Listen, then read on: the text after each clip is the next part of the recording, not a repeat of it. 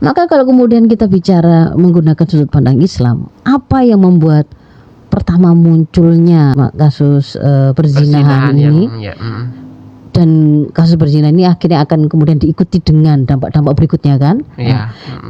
Dan yang kedua, kok bukannya tambah turun, kok tambah banyak? Naik, itu paling tidak ada tiga masih persen dari level personalnya di situ itu harus kita akui tidak memiliki kontrol diri untuk bisa mencegah dia dari melakukan perzinahan tadi. Itu mulai dari aspek dia tidak memiliki pemahaman yang benar.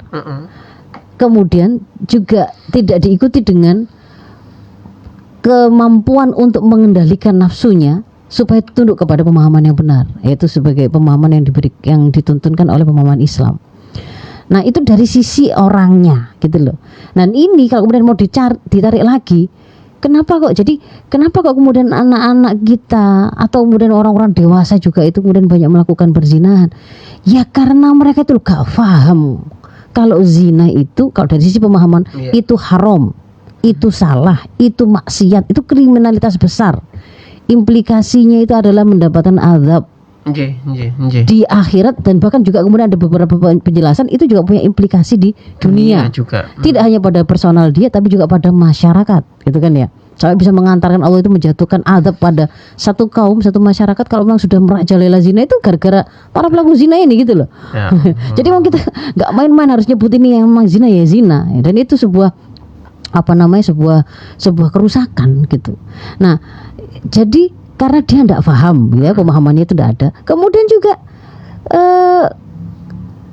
ke kontrol nafsunya dia itu, ya, dia sangat lemah sekali memiliki kontrol nafsu itu.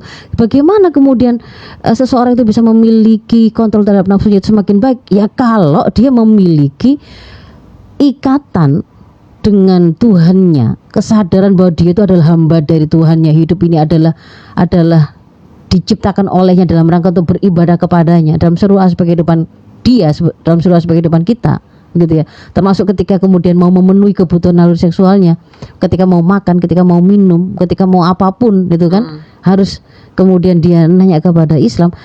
Itu interaksi antara dia dengan Tuhan itu lemah juga, gitu. Karena apa ya? Karena kemudian tidak banyak melakukan aktivitas taqarrub ilallah, mendekat kepada Allah dengan ibadah, tapi sebaliknya justru memang malah lebih sering dan lebih banyak melakukan maksiat. Sementara maksiat itu akan melemahkan iman, gitu kan ya. Kalau mau memutus mata rantai yang semakin lemah imannya, semakin mudah maksiat, gitu kan ya. Semakin lemah lagi, semakin mudah maksiat lagi. Kalau mau memutus memang harus berhenti, memaksakan diri untuk kemudian ya saya mau taubat, taat sekarang. Alurnya diganti, lingkarannya itu berputar ke arah yang berbeda. Dia semakin mendekat kepada Allah, dia mentaubati, tidak akan melakukan kemaksiatan yang sudah dia lakukan, gitu kan ya. Dia berusaha taqarrub, memperbanyak ibadah, itu akan semakin bagus. Dia tambah dengan ilmu supaya kemudian pemahamannya itu terinstal dengan benar yang akan menjadi guide bagi dia, dan dia semakin memiliki kekuatan untuk melakukan kontrol terhadap nafsunya, kan begitu. Itu dari sisi personal.